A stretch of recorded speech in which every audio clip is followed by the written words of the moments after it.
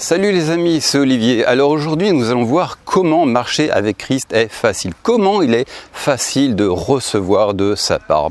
Vous savez que parfois on a tendance à penser « je sais que Dieu veut me bénir mais ça va être compliqué, à moins de connaître les doctrines les plus profondes, de faire des choses compliquées, d'avoir la super foi, eh bien je ne pourrai pas recevoir. » Mais voyez-vous mes amis, j'imagine mal Dieu dire « je veux les bénir, je veux les guérir, je veux intervenir dans leur vie, mais je vais rendre les choses compliquées. » Non, je ne vois pas comment le Père bien-aimant pourrait agir ainsi. Il est notre papa, Dieu n'a pas fait en sorte que les choses soient compliquées. Bien plus que ça, la simplicité, c'est dans l'ADN même de l'évangile. Alors je ne tire pas ça de mon chapeau, ce que je vous dis, c'est le Seigneur lui-même qui le dit, on verra ça un petit peu plus loin, mais notamment il y a un verset qui dit, de même que le serpent trompit Ève, je crains que vos cœurs ne se soient égarés loin de la simplicité qui est en Jésus.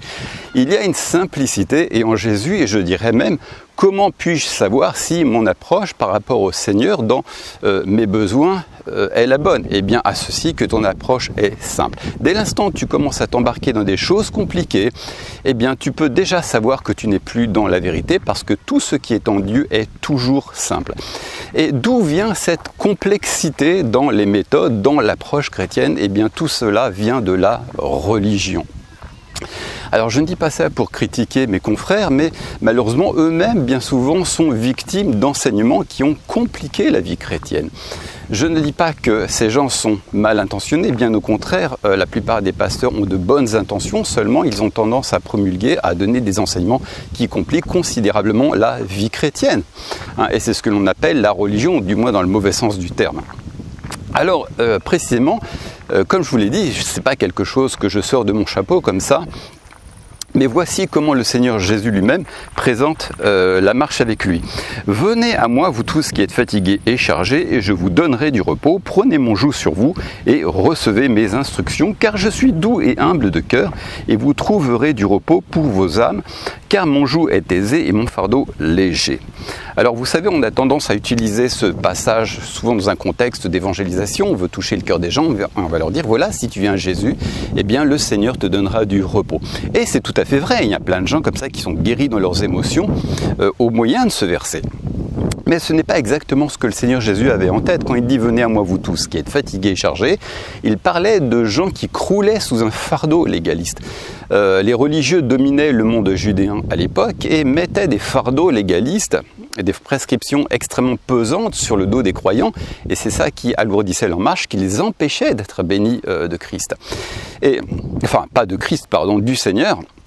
Et notamment, il y a une version qui rend les choses ainsi. « Êtes-vous fatigués, épuisés, usés par la religion ?» Donc lorsque Jésus dit « Venez à moi vous tous qui êtes fatigués et chargés », il parlait de gens qui croulaient sous un fardeau légaliste. Et ensuite, Jésus dit « Venez à moi car mon joug est léger ». Le joug du Seigneur qu'il vous donne à porter est léger, ce n'est pas quelque chose de compliqué. Donc comment peux-tu savoir si ton approche en Christ pour recevoir la guérison, pour recevoir ces bénédictions est correcte, à ceci que ton approche est simple. Si les choses commencent à devenir compliquées, si toi-même tu te génères énormément de pression, peut-être à cause de doctrines qui t'ont été données, eh bien c'est que ton approche n'est pas bonne et il faut en changer. Il y a beaucoup d'enseignements aujourd'hui qui mettent la barre extrêmement haut. Tu as l'impression que tu dois avoir la super foi, la super méga foi, il faut faire de l'autosuggestion, il faut que tu jeûnes et que tu pries pour connaître la bonne approche, que le Seigneur t'apporte une révélation, que ceci, que cela, tu dois confesser ta foi. Puis même à la limite, il y a des gens qui vont dire « Ah, tu es malade, alors il faut que tu prennes autorité, que tu chasses les symptômes. » Et puis voilà que tu tombes sur un autre enseignement qui va te dire « Non, au contraire, il faut que tu te reposes. » Et tu mets en pratique l'un, ça marche pas, tu mets en pratique l'autre, ça marche pas. Alors peut-être que tu dois faire un mix des deux, donc tu te reposes, en même temps tu combats, ça marche toujours pas, jusqu'à ce que tu écoutes un nouvel enseignement qui te dit une autre chose à faire, tu écoutes un témoignage et qui te dit « Bah moi j'étais guéri comme ça, donc on fait un petit peu une méthode, tu essaies de l'appliquer et ça marche pas. » Et puis finalement les années passent et tu vis toujours dans la confusion. Mais qu'est-ce qui se passe? Eh bien c'est que l'évangile est devenu compliqué pour toi. Tu as perdu la simplicité de l'évangile. Alors tu sais qu'il y a aussi un autre verset qui dit le voleur ne vient que pour voler, égorger, détruire. Alors souvent on associe ce verset à nouveau au diable. Ce qui n'est pas totalement faux non plus, bien entendu, mais Jésus ne dit pas ça exactement au sujet du diable. Mais il parle à nouveau du monde légaliste, du monde religieux. Les religieux dominaient le monde judéen à l'époque. Et qu'est-ce qui vient te voler? Qu'est-ce qui vient te détruire, t'égorger? Eh bien, ce sont les fardeaux légalistes. Le voleur, c'est la personnification de l'homme religieux qui fait peser des fardeaux, des trucs impossibles, pesantes, compliquées sur les épaules des gens. Et peut-être aujourd'hui, eh bien que le voleur, le fardeau religieux, par des hommes d'ailleurs qui étaient bien intentionnés, je ne dis pas le contraire, mais voici les résultats. Aujourd'hui, on t'a dit de faire ceci, ceci et cela, et puis finalement, c'est devenu quelque chose de compliqué. L'évangile, c'est devenu compliqué, tu ne sais plus comment t'y prendre. Eh bien, le voleur est venu te détruire par un fardeau légaliste, par toutes sortes de doctrines compliquées, des doctrines alambiquées. Donc, concrètement, eh bien, qu'est-ce que tu dois faire dans ces moments-là? Parce que moi, si vous voulez parler pour parler, ça ne m'intéresse pas. Ce que je veux voir, c'est du pratique. Hein. Eh bien, la première chose à faire, c'est déjà de déraciner cette fausse compréhension, cette fausse connaissance que l'évangile, c'est quelque chose de compliqué. La première chose à faire pour retrouver la simplicité de l'évangile, c'est de commencer à croire que l'évangile est simple. Pas seulement à croire, mais le fait est que l'évangile est simple. Hein? Donc tu dois commencer à arracher ce faux raisonnement. Et ça, précisément, c'est quelque chose qui peut être compliqué. Il y a l'une de mes auditrices sur ma chaîne qui disait: il est très difficile, un paquebot, de faire demi-tour. Et c'est vrai que pendant des années, on s'est engoncé dans toutes sortes de doctrines qui ont compliqué l'évangile, et bien que c'est très difficile de changer. Hein. C'est pas quelque chose qui vient du jour au lendemain, mais il faut quand même commencer quelque part. Et la première chose donc que tu dois faire, eh bien, c'est de arracher cette semence et de considérer que l'évangile est simple, parce que l'évangile, c'est quelque chose de simple. Et aussi longtemps que tu penseras que les choses sont compliquées, elles le seront et tu ne verras pas le Seigneur intervenir. Donc ça, c'est une première chose, c'est arracher cette semence de mort. Et la deuxième chose, eh bien, c'est tout simplement de te reposer sur l'œuvre accomplie de Jésus-Christ. Il faut savoir que le Seigneur a déjà répondu à tous tes besoins.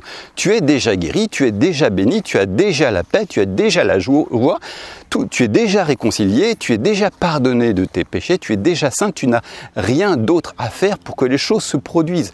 Le Seigneur, dans son amour, a déjà pourvu à tous ses besoins. Et puis, tu sais, quand tu fais toutes sortes de méthodes, de choses, c'est ce qu'enseigne la religion. Beaucoup d'enseignements évangéliques aujourd'hui ramènent tout à toi. Tu dois. Et en fait, quelque part, c'est toi l'auteur du salut. Mais en fait, c'est faux. C'est pas toi qui produis la puissance. Toi, tu n'as pas de puissance. La puissance se trouve en toi. Elle se trouve dans le Seigneur qui vit en toi. Mais finalement, toutes ces méthodes ramènent tout. On a fait de la vie chrétienne notre affaire. La vie chrétienne, c'est pas notre affaire, c'est l'affaire du Seigneur. Donc, il ne faut pas être focalisé sur soi. Tu vois ce que je veux dire? La religion, les méthodes religieuses et légalistes que les hommes enseignent avec tous leurs bons sentiments, hein, et je ne les critique pas, parce que moi-même, j'ai fait la même chose. Mais toutes les méthodes ramènent tout à toi. C'est toujours toi. Tu dois avoir la super foi, tu dois avoir la confession de foi, tu dois être saint, tu dois faire ceci, tu dois faire cela. Non, il faut sortir de l'équation. Il faut sortir du jeu. Il faut sortir du moi. Tout est affaire de Jésus. Jésus et rien d'autre. Et le Seigneur, donc tu te reposes sur qui tu es en Jésus-Christ, sur la provision. Jésus a déjà tout acquis pour toi. Hein, il t'a donné sa vie, mais il t'a aussi donné la santé, la bénédiction, sa faveur. Tout ce qui est à lui est à toi désormais. Jésus a déjà répondu à tous tes besoins. Tu es déjà béni de toutes sortes de bénédictions célestes dans les lieux célestes. Dieu a déjà répondu à tous tes besoins et tu t'appuies sur cela dans le repos. Voilà, tu ne cherches pas à provoquer du résultat. Et tu sais, si tu lis la Bible, c'est pas pour chercher une nouvelle méthode à appliquer.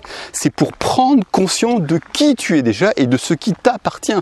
Le matin, tu n'ouvres pas la Bible pour te dire « Qu'est-ce que je dois faire aujourd'hui ?» Non, tu ouvres ta parole pour lire, tiens, mais je suis cela, je suis la justice de Dieu en Jésus-Christ.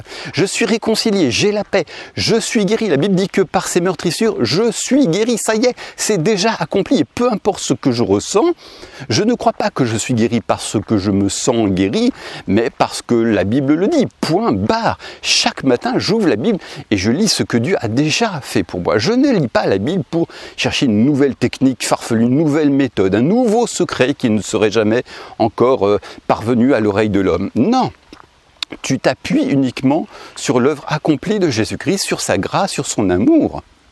C'est ça, et tu fais confiance, c'est ça la vraie confiance. Si tu cherches à provoquer du résultat, c'est que ta confiance est en toi et n'est pas dans le Seigneur. Il faut que tu retrouves la simplicité d'une relation simple, sincère et authentique avec ton Seigneur. Tu prends conscience de ton identité, de qui tu es en Jésus-Christ. Et tu lui rends grâce, tu vis dans le repos, comme moi je me repose de ce beau soleil, de ce fleuve. Alors je vais te lire un verset, mais si tu veux, il y en a des centaines, même peut-être des milliers. Il y a un verset qui dit « Car il a plu à Dieu ». Alors déjà, c'est l'affaire de Dieu, c'est pas ton affaire, c'est pas toi combien tu as envie que Dieu te bénisse, c'est une question de « il a plu à Dieu de te bénir ». Donc car il a plu à Dieu de faire habiter en lui toute plénitude et de tout réconcilier avec lui-même. C'est Dieu lui-même qui a fait la démarche de te réconcilier avec lui. Il t'a réconcilié, c'est pas toi qui dois faire quelque chose pour être réconcilié, c'est lui qui t'a réconcilié. Toi, tu prends juste ce qu'il te donne. Aussi bien ce qui est sur la terre que ce qui est dans les cieux, en faisant la paix par lui, par le sang de sa croix. Il a fait la paix, c'est pas toi qui fais cette paix. Je vais faire demi-tour parce que c'est beaucoup plus sympa ce coin-là. Voilà, donc il a fait la paix avec toi. Tu es dans une paix parfaite, c'est pas une paix à 90%, c'est une paix à 100%. Et vous qui étiez autrefois étrangers et ennemis, par vos pensées et par vos œuvres mauvaises, il vous a maintenant réconcilié par la mort dans le corps de sa chair, pour vous faire paraître devant lui, saint, sans défaut et sans reproche. Il vous a maintenant réconcilié. Tu es réconcilié avec ton Père. Tu te reposes là-dessus comme sur un gros matelas moelleux. Il m'a réconcilié, gloire à Dieu. Je suis réconcilié avec mon Père. Et il te voit comment, saint, sans défaut et sans reproche. Sur un plan terrestre, sur un plan humain, tu n'es pas parfait. Ton âme a besoin encore de grandir. Mais sur un plan spirituel, dans l'esprit, Dieu te voit parfait. Parce que c'est son Fils qui est en toi que Jésus voit, que Dieu voit. Quand Dieu te voit, ce n'est pas qui tu es dans la chair, mais c'est son Fils qu'il voit en toi. Tu es une nouvelle création, tu es une nouvelle créature. Et cette créature est sainte, sans défaut et sans reproche. Et c'est sur la base de qui tu es en Jésus-Christ que Dieu te bénit, pas en fonction de ce que tu fais. Donc reviens mon ami à la simplicité et ne discute pas, point barre, je suis béni. Chaque matin tu te nourris de cette pensée, tu te reposes sur cette vérité et c'est simple. Si la Bible dit que je suis guéri, point barre. Je ne vais pas compliquer les choses avec des doctrines, je me repose juste sur ce fait. Voilà, je suis béni. Et puis bon, après, tu persévères dans la méditation, dans la révélation de ces choses. Mais si tu veux, la seule chose que tu as à faire, en fait, c'est de méditer, tout simplement, et rendre grâce.